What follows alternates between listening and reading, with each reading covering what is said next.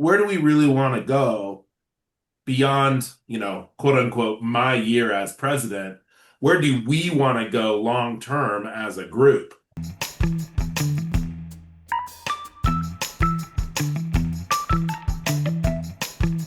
Okay, I'm Todd Shepard. I'm here with my co-host Patrick Longano here on Membership Unplugged. We are excited to have a very, very special guest all the way over from Boise, Idaho, learning leader and just an amazing Rotarian. I want to welcome Scott Learned. Scott, welcome today. Thank you. Great. Thanks. Well, and then Patrick is, what are you doing? You must be typing something. I think you're alerting our Facebook followers. Hey, listen, man, I might own a technology company, but that doesn't mean I'm good at technology. So, yeah, I'm just trying to do two things at one time. I'm trying to listen to Scott, say, hey, Scott, and type at the same time. It's crazy. So what's interesting is you own a technology company. I don't, but Scott and I do have something in common, and we're sitting here trying to get this. And for some reason today, Facebook's not working with Zoom to make it go live, and it's a little bit to pull our hair out a bit. Scott and I, interestingly enough, both are learning leaders for Pacific Northwest Pels, and what we're teaching is about technology. We're teaching about artificial intelligence, aren't we? That's right. And it feels more like artificial stupidity, doesn't it, Scott? Well, Todd and I have had a debate recently about whether, in doing an artificial intelligence presentation, you ought to do a live demonstration or a recorded video. And Todd's in the recorded video camp, and I'm in the live demonstration camp. But I'm thinking maybe I ought to rethink that. Given, I love I know it. it's almost like this whole exercise was just for me to prove my point, huh, Scott? He's right. Dang it. But those that do attend Pacific Northwest Pels, the president-elect learning, are in for a treat. We're going to be having a lot of good education there, and definitely Next Scott and weekend. I, we're going to have some fun with AI, aren't we? Yeah, for sure. Coming So, right up. yeah. So tell us a little bit about you. Now, you are, I mentioned your president or your district governor elect coming Well, up. I'm not yet. I'm district learning Oh, facilitator at the moment. I actually wear a lot of Rotary hats. So president or Pell's learning leader, district learning facilitator for my district. I'm in District 5400. I'm the Rotary Action Plan champion for our district. So what that means in my district is a couple of things. One is I'm supposed to ride herd on presidents elect to get them to put in their goals. okay. And the other thing is that I sort of am the club visioning team for our district. So I do the visioning or strategic planning or what I'm calling Rotary action planning, club action Okay. planning now. So we do a kind of a 4 hour session on who are you and where do you want to go and what should that look like and try to come up with some action steps on how to get clubs moving in that direction. So So these goals, putting in goals, yeah, you're talking about having the president-elects entering their goals into Club Central, which is right. located in myrotary.org. Let's, that's something that we try to work on. All the different districts try to do that. What's the big benefit of putting goals in? Well, I think there's a few. One of the big benefits is it really helps everybody in the district know where the district is headed as a group. We were doing a pre-Pels event in our district, maybe December timeframe, and our current DGE, Mike Markley, was there, and he said, you know, somebody raised their hand and said, Mike, what are your goals for our district for your year as district governor? And he said, well, I don't know until you tell me what your goals are as club presidents, because my job is to support you in achieving your goals. And so from a district standpoint, it's hard to know what we're doing if we don't know what the clubs are doing. And I think from a zone standpoint, it's hard for the zone to know what the districts are doing if the districts don't know what the clubs are doing. So it all kind of starts with the club presidents telling us what they see happening for their clubs Yeah, that through makes those sense. goals. Otherwise it's all just guesswork, isn't it? Right, You know, right. so you find out what the goals are, that each club in the district has for whether it be membership or foundation or social media, whatever those goals might Right. be. There's a whole bunch of them they can choose from. Yeah. And then you're able to tally those up. If you've got X amount membership goals for each club, that adds up to be the membership goal for the district and Right. for the I zone. also think, Rotary has historically, it's always been kind of a year by year by year goal setting process. And we've changed that here in the last year or two to make it a 3-year rolling goal process. And I think one of the big benefits of doing that is that it's having clubs, sort of pushing clubs to have a conversation together about where do we really want to go beyond, quote unquote, my year as president. Where do we want to go long term as a group? And I always talk about the zigzag problem. You've got one president who's really big on literacy projects, so they're pounding away at literacy projects, and then their year's over, and we've got a president who's really excited about international service, so they're zooming away on international service, and then another president says, "I'm going to work on homelessness issues in my community," and pretty soon we really haven't accomplished very much as a group Yeah. because we're zigging and zagging in every different direction every year. And I think one of the big benefits of doing this process is to have that conversation with the club leaders, club members, and say, what do we really want? What do we all really want to focus on so that we have that vision and that direction? And honestly, I think that makes sort of quote unquote marketing your club to future prospective members a heck of a lot easier, right? Because if you're zigging and zagging every year, it's hard to say to a prospective member what your club's going to look like next year or the year after. Yeah, your Got a elevator question for speech you on that. changes floors too often. Yeah, yeah. I got a question for you on it, Scott. So, there's been a growing trend with a lot of clubs that I've seen where their president is serving for 2 years. Mm-hmm. You know what I mean? And that I think that provides some stability. There are some instances where that can't be done. You know what I mean? Where Right. it's tough to find presidents now, but there are a growing number of clubs that are making the presidency a 2-year gig. Where do you come down on that? I think it's great if you can recruit people to do it. What do you think? Do you think that would help with the zigzag problem, as you say? Yeah, potentially. I mean, the only thing I worry about with that is you can end up with a president who sort of views it as my club, right? Mm. And we've seen some clubs where the president is almost too strong in a sense that it's sort of their club, and if you want to help me with my projects, great. Oh yeah. Right? And of course, that's super off-putting to somebody who's looking to join a club or potentially yeah. somebody who's already member to say, I don't want to do what they want to do, and there doesn't seem to be room for my voice. Right? That's a good So, point. And if you have a real vibrant president and they're there for a couple of years, it can boost it, and the president that follows them might feel intimidated too. It might be right. difficult to follow something that much. But Yeah. Yeah. what's in the Boise area where you're at? You guys have much of a struggle getting people to come in and be president, or you Yeah. battle that somewhat, or is there some that really embrace it, or is there some negative stuff there? Some of each. Yeah.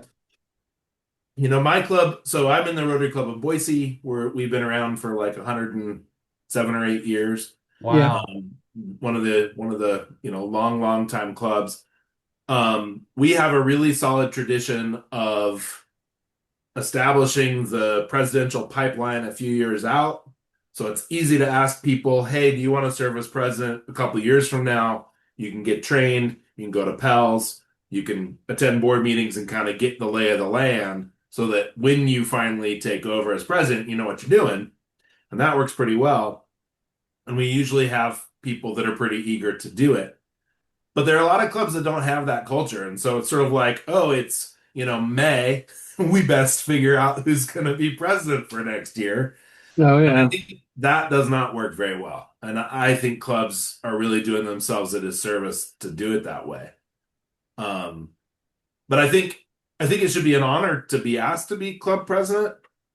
And I think a lot of clubs sort of treat it as, well, we got to have a president. So I don't know, Todd, do you want to do it? Well, Yeah. not Yeah. Todd, I guess Patrick, do you want to do it? When it's presented that way, right?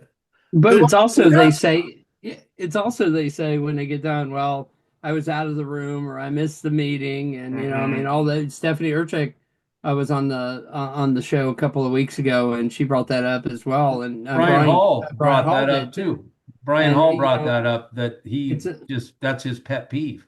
Yeah. Yeah, and one of the things that happens in those situations, we guarded against it in my club when we were setting up our club.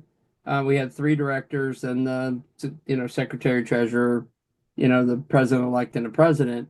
And if you start out as a director, you move up one spot every single year, Yep. and it does a couple of things. You're secretary for 1 year, you're treasurer for 1 year, and when you're the president elect, you're in charge of membership so that when you get to be the president, you're not only do you have the experience in that club, but you know what that job entails. Yeah. You know how tough it is. You can assist with, when you're making your communication to your officers at that point, you know what it's been like, Yeah. and so you can more clearly communicate exactly what it is that you want to happen. And I found that is that's one way, and I think we should talk to our smaller clubs that that might be a way to have a continuity plan because you got somebody who goes, listen, I can't do it, but 3 years from now, my kids are going to be out of the house. This Right. is what it's going to be, so I've got no problem getting in line Exactly. and working through this whole thing because then they kind of feel like it's that group Right. and they're all doing it together, and I Right. think that's a neat way to do it. Yeah. And I think that the clubs that are really late in identifying who their president-elect is going to be, one of the things one of the really unfair things that it does to that president-elect is it just sort of throws them in the deep end with no time to really pay attention and prepare and think. What do I want to accomplish during my presidential year? What do I want that to look like? And it's like, I don't have time to think about that because it's April and I start in July, and I Yeah. miss Pels and I don't know who any other presidents elect are, and I don't really know who my district people are. And oh my gosh, this is super overwhelming. But I think clubs get in this cycle where that's how it was for me, and so that's how it'll be for the next guy, and that's just being a president of a Rotary club. And it does Mm, not have to be that way, right? yeah. I mean, Well, I the DGs have this. Every time I talk to a PDG, they're like, "Oh, this was my class, and right, my class, and we were so tight, and we call each other, and we're in a WhatsApp group, and I can lean on those people." And we don't see that same thing with our presidents, and they should really kind of do this. I brought it up Where to the past presidents are communicating with the well, not just president-elect that. that I'm were in talking the, about the president-elects themselves. yeah. When they go to Pels, like I communicating was with each talking with other. Lon, yeah. Hey, Yeah, listen, each you guys are in a class together. That's something that'll never be taken away. You guys are right, serving as club presidents in Rotary the same year, and you guys need to be able to rely on each other. We're just here to teach you some tips and tricks and learn a lot of things, but you're going to have to rely on your class. And like I said, I think that when the district governors do that, it really ties them together. They yeah, know that they've got backing. They know that there's some place that they can go. And I think that might be something that's missing a little bit because they feel like they might be out on this island. I'm just telling you what I felt when I went through it. I felt like I was out on this island. Yes, I could handle it in my club, but boy, it would have been really cool to go. Yeah, I was in the president's class of 2000. We had some great presidents. Matter of fact, in that class, two of them have gone on to be this, and two of them gone on to be yeah, this, and they were there for us. And I think we need to kind of push that a little bit more to get them to realize that they can lean on each other for things that come up during that year, you yeah, know? yeah. Some of those district governor classes have like fun nicknames and stuff from years past, and Oh yeah, there was like, one oh, that we I were the saw that class was of 2015. We were the Pelicans or the Fantastics Flamingos, or and yeah, whatever. The Like, they fighting. actually had one that I cannot remember what it was. I got their pin, but they were like they were like the outcasts or something like that. Something really cool like that. And I was like, I could rally behind that, you know, and I'd be like, yeah, yeah, everybody's counting us The out, but we're mighty the acorns. We might be small, but give us 100 years, will you? That's right. That's right. That's awesome. That's good, Todd. The mighty acorns. So I want to ask you, Scott. You talk about goals, and getting president elects to put in the goals, that's a challenge as it is. And I don't understand exactly why some want to battle that. Maybe it's just people don't really see that vision of goals. It's so important. It's like a GPS. Like put the address in your GPS and it'll tell you how to get where you want to go. Yeah. If you Hmm. refuse to do that, well, you're just going to stumble around until you find it. And if you don't really know where you're at, well, that's going to be take you a little longer to get there. Yeah. And if you do get there at all, once those goals are in, it's like putting a book under your pillow. If you just put your book under the pillow and sleep on it, you're not going to soak anything in, really. How do you suggest that the presidents then try to convey that to the people that can help them achieve those goals, aside from the external, like the district or whatever? How do Right. they get it to their members or board or whoever they need to get that? Any Yeah. ideas? I think both those groups, right? The board and the members as a whole need to get progress reports on a regular basis from the president. Whether that's a slide in a PowerPoint slide deck or just an oral report at the start of a club meeting, Hey, as you know, because we've talked about it before, we set our club foundation goal this year of X dollars. And so far we're not, we're halfway through the year and we're only at 40%. So we gotta do something, right? Because and I think it's part of the positive nature of doing the 3-year rolling goals is it forces us all to have these conversations, right? Like if Yeah. I'm president and Todd, you're president elect, we got to have a conversation about what do you want to accomplish during your year, and Patrick's coming in after you, so we better talk to him, and we have better make a plan. And then it's not just up to me to hit our goals, right? I need you guys to help me, and I need the board to help me, and I need the club members to help me. So everybody's got to have buy-in to that. Yeah. How often do you think the president should be talking about goals of like membership and foundation? Mhm. How often should that be addressed? At a weekly meeting? Do you think that should be talked about more I more mean, often than not? could be, yeah. It seems like, well, I would say every board meeting, it wouldn't hurt to bring up, here's where we said we wanted to go, here's where we're at. At least with Right. some of the key metrics like membership numbers and giving dollars and whatever else feels really important to your club. And then maybe it's, I don't know, every couple months I got updating a the club. I got a question for you on that because Todd, you mentioned how difficult it was to have people put in their goals.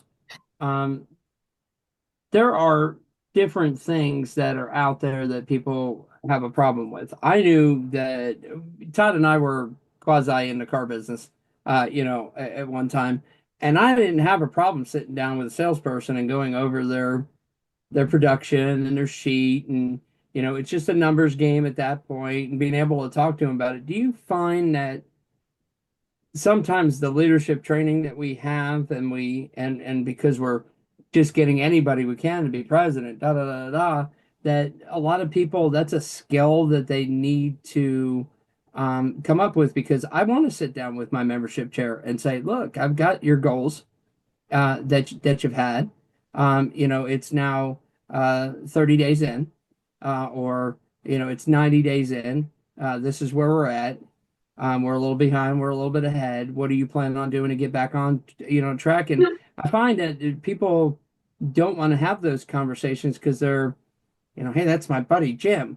You know what I mean? What am I gonna? I mean, Yeah. this is a volunteer gig, but realistically, it has to be run like a business. And if you don't talk about those the things from that position as president, I don't think that we'll ever hold people accountable for the positions that they take. I mean, what's your take on that? Yeah, I mean, I think you just have to be a little careful about how you phrase it, right? Yeah. Like recognizing we're all volunteers, none of us have to do this, none of us have to be here. Hmm. You have to be a little bit gentle in how you say it, but it also Hmm. really helps if you know those people, right? That's why Hmm. fellowship works so well, is we get to know each other, and then we kind of know personality types, and we know how hard you could push a person or not.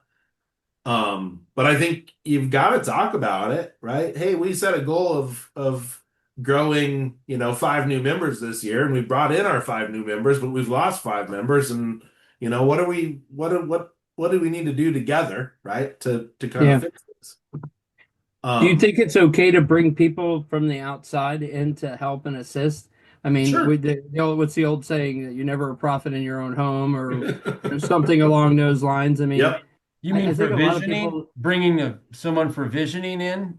well, Did you do visioning visioning, or right, Scott? membership Yep. help or anything, there are people out there that are willing to do things. I know that what we do on the club creation team, we're willing to go Yeah.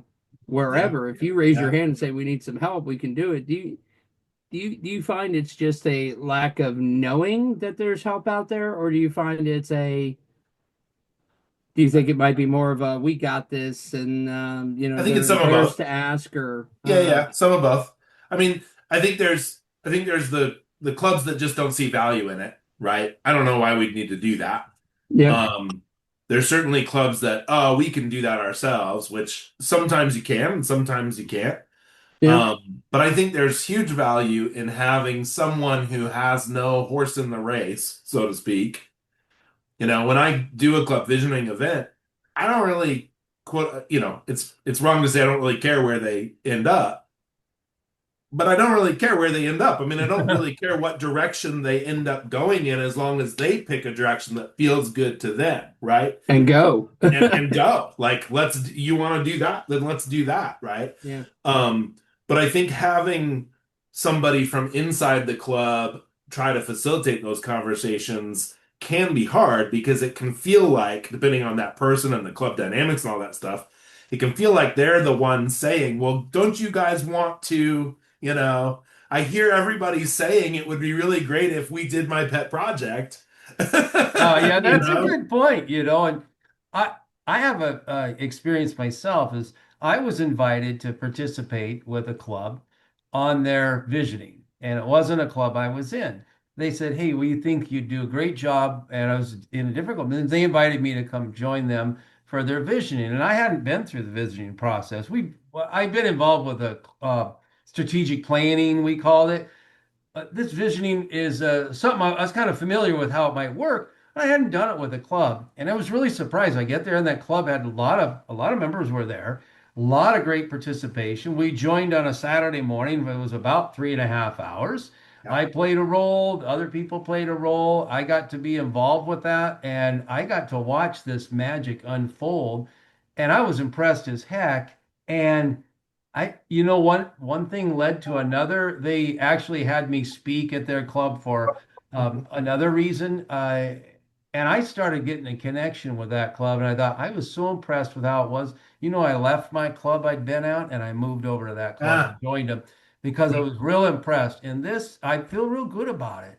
yeah, And I'm not one to hop clubs or anything like yeah, that. It was just that visioning and the fact that I saw that light where the people there, it can really make a difference. So it yeah, made a bit difference in the way I viewed that club, and yeah. I think just having that vision What it makes a difference in the way that club operates. It's growing, so there must be yeah, something right it there. gave you a clear vision of what that club looks like too, right? Yeah, And exactly. sucked you in as something you wanted to be a part of. yeah. I I, thought I I want, say I say it all I'm sorry to interrupt, but I like no, no. what you say there because we talk about expanding your reach as part of the Rotary Action Plan, Yeah, and how we expand our reach is we want to tell other people the story, Right. and we want to look at something that how did this impact me, and what impact did we make, and we want to tell that story so that people say exactly that. Hey, I like this. I want to be part of this. Yeah. So I guess unknowingly that I was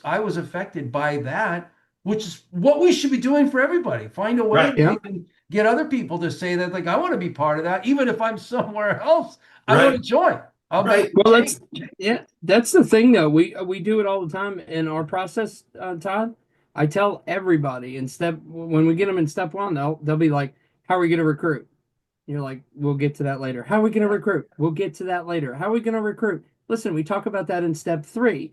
Right now, what we need to design is not just what you want for your club, but how you want the community to see your club. Because unless you can articulate Right. what that is, you will never be able to sell your vision for what you want your club to be. So it's kind of like this little mini visioning thing.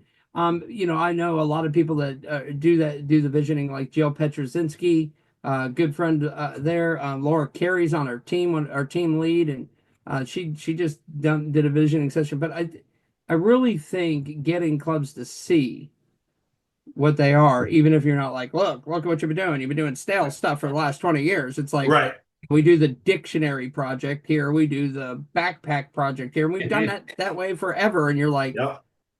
you gotta design something and you gotta be able to communicate it. If you can't Yeah. communicate it, you'll never be able to attract. There's gonna be people on after they watch this, put on there go, it's not recruit, it's attract. And I'm like, okay, Right. whatever. Right. So But Patrick, you brought up. I just want to touch real quick. You Yeah. brought up a little bit of tidbit about the club creation team, and I want to just yeah, address what that is in case you're not overly familiar with it, Scott, or our viewers Yeah. are.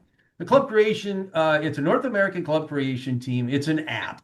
You download the app on your phone. It's available to any Rotarian. The cost is free, and you can go in there, and it's a group of Rotary volunteers that are all involved, and you go in and you set up your little free account and you book a step one. There's four steps. You book step one, and step one is basically you click the button, it takes you to a calendar, you choose from available times and dates that work for you, and you'll be paired with someone from the team where we visit with you about whatever your dream is. If your dream is that you want to start a new standalone Rotary club, or if you want to start a companion club, satellite club, an interact club, if you want to start a Rotaract club, that you'll be paired with someone that can help you start that process. It's about a half hour, 20-minute call, that first call, and we start that process. And then we move you to step two and step three and step four. We walk you through. It's real simple. We even take care of all the paperwork to handle this. So we've cleaned it all up to where if you want to start a club like that, you can do that. And then we've added a new feature here a couple months ago called Club Refresh, where if you're not looking to add a club, you can just go in and say, hey, I want a club refresh. And we can help you through that same process to take and kind of give a facelift to your current club. And it's almost like a counseling session to begin with, where you just talk about, I know Yeah. they verbally vomit about, oh, there's my problems that I'm having and I'm overwhelmed. And it's like, it's okay. We'll Yeah. listen to you and then we'll work together and help you find a path and how you want your club viewed by the community and how you want to see your club move forward. So it's really pretty cool, and we have a lot of fun with it. And we've got some great team members, and so that's the North American Club Creation Team. I'll make sure that we put the link in this video Yeah. so that people can download. You just download your phone on an iPhone or an Android. So anyway, that is Very Scott. If you have cool. questions, we're happy to talk with. But that's one of the things we do. Yeah. The visioning sessions that I do sometimes sort of have a component of that, like, you know, and there's some facilitator tricks we try to use to try to contain it a little bit and make it productive, but it can be very like, and when you've got, 20 club members there, some of whom have been club members together for decades, it starts to feel like a family therapy session at times. you know? So, which whatever, if that's what they need, then that's what they need. Can you whatever tell they us do. about Rotary 101? Yeah, Rotary I 101. read So about that in the, by the way, I'm gonna hold this magazine there up. it If you've is. got the Rotary magazine, I forgot to mention that here, but Rotary magazine for this month, this guy right here, this is Who is Scott, that? and this is It's Scott's a, dad, by the way, right? yep, Okay, yep. also So Rotarian. So, so and he my talks my about Rotary Rotary 101. my dad's been a Rotarian my whole life, so I grew up with Rotary, and I'm actually third generation Rotarian. My mom was one of the first female Rotarians in Idaho, and my Wow. dad's current wife is a Rotarian. They're just Rotarians all over the family. Um, and actually, the very first time I presented to a Rotary club was in 1982. I was 6 years old. And my dad was presenting on the topic of the personal computer because there's these things out there called computers, and if you're going to be in business, you're going to probably need to learn how to run one. And to demonstrate to the club that they weren't something to be scared of, he brought me in as the 6-year-old to do some basic programming and make the computer, do a song and dance. So that's my history of being a Rotary guest speaker. But it's all been downhill from here. So one of the things we picked That's up on, awesome. yeah, one of the things we picked up in our district is that a lot of our members who are leaving Rotary didn't have a very good sense of what Rotary was like beyond the confines of their club. So Yeah. they're in a club where maybe that club's very excited about their club and their club projects and that sort of thing, but they joined Rotary to be part of kind of what, a bigger organization, or what I think of as the real magic of Rotary. And for whatever reason, their club wasn't really helping them see that or tap into that. So at the district level, we set up this program called Rotary 101. We offer it roughly quarterly to try to get newer members, or really any members that want to know more about the world of Rotary beyond the confines of their club, to just come, and we've got a little curriculum about, what's a district and what's a zone and what's the foundation. And we have a club foundation, and then there's this other thing called a foundation, and how, what are those? And if I give to the foundation that's my club foundation, is that the same as giving to the Rotary Foundation? I'm confused, right? And we talk about like who's a DG and what's that mean and why do I care and all that kind of stuff. And I really try to highlight for folks that, I mean, one of the things we talk about in that presentation is a really neat thing about being in Rotary is, well, you've heard of 6 degrees of separation, right? That everybody on Oh the yeah. planet Yep. is 6 degrees separated from everybody else, or no more than that. Well, I think in Rotary it's probably like three, Yeah. and that if you tap into the Rotary network, you need to find somebody in, well, we need to find somebody in Colombia who has a van that we could use to convert to a mobile cancer screening unit. It's a true story, right? So how do we find that person? Well, we call a Rotary Club in Colombia and say, this is what we need, and they know a guy, right? No, guy. and and so like helping people see that that's why Rotary is such an amazing organization, right? We can all get together in our community and rake leaves together on a Saturday afternoon if we want to do that. That's not the magic that really can happen with a Rotary Club, where we're tapping into other resources, we're tapping into other people. We can consult the cadre of experts that Rotary has, all those sorts of things to really, increase our impact, expand our reach, right? Yep. Enhance participant engagement, and increase our ability to adapt, to quote the Rotary Action Plan. So that's kind of what the program's about. The oddest thing about doing Rotary 101 is I thought my target market was Rotarians that are in the first couple of years of their service in Rotary. And it turns out that there's actually a lot of Rotarians who have been in Rotary a long time and have never looked outside of their club. They don't really know anything about the district or anything beyond that. They don't realize the resources that are out there for them. They don't realize a lot of the foundation programs that they could be tapping into. And so they're showing up to take Rotary 101 to say, I've always heard about these district designated funds, and I don't know what that is, and why do I care? DDF, they call it. Yeah, I What's hear that about even this mean, thing right? DDF, right? What is that?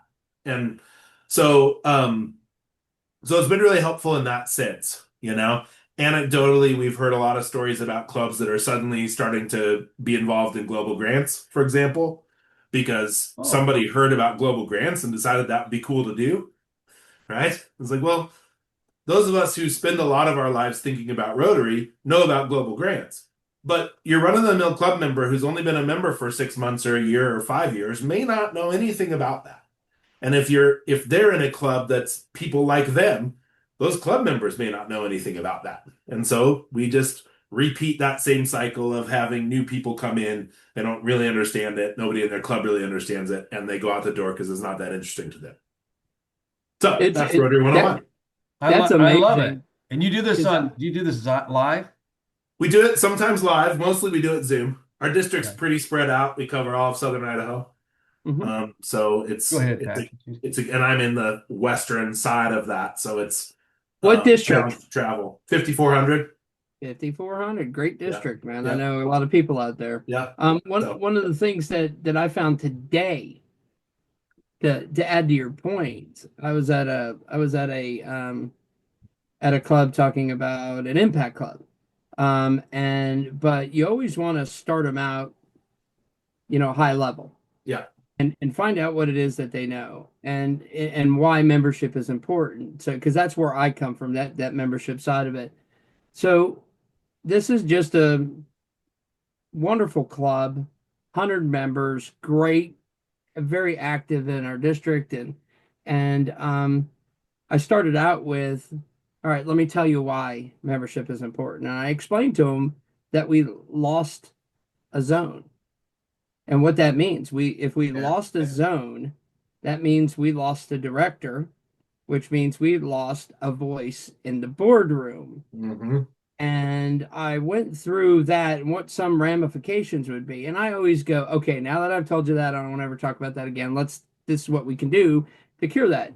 But I took an extra beat and I said, how many people, everybody in the room, including the leaders, just said, anybody ever heard what I just said? I mean, this is on the membership side, this is shaking the foundations of what we've been doing. You Right. know what I mean? This is big deal here. Yeah. And I said, anybody here ever hear anything about that or anything? Not one person, Yeah. not one raised their hands.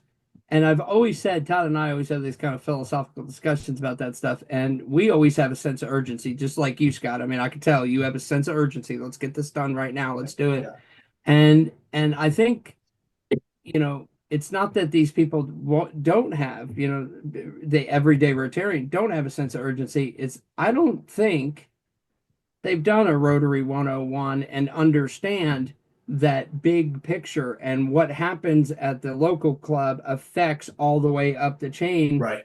and what could do that. So I really think that approach that you guys are taking with bringing these folks in and giving them that space. Sometimes people are afraid to ask because I don't want to look foolish, Right. that sort of thing. But giving them that space to ask those questions. Hey, listen, what the heck is a DDF? You Yeah. know what I Right. mean? And know Right. that somebody's gonna go, come here, man, I'll tell you about it. No I big feel deal. like I'm supposed to know who this DG is that shows up to our club every year, but I don't know who that person is, and I don't know why they show up to my club and want to talk to me about Rotary. Hey, Yeah, I no learned the kidding. Yeah, hard way. DG, DGE, PG. I Yeah. am not a big acronym fan. Patrick will tell you that we have kind of a little game that I think I'm getting ready to win because Patrick will be at Pels as well, and he's going to be bringing with him. It's not a swear jar, but it's an acronym jar that he's been shoving dollars in because I Yep. hold him accountable every time he uses an acronym without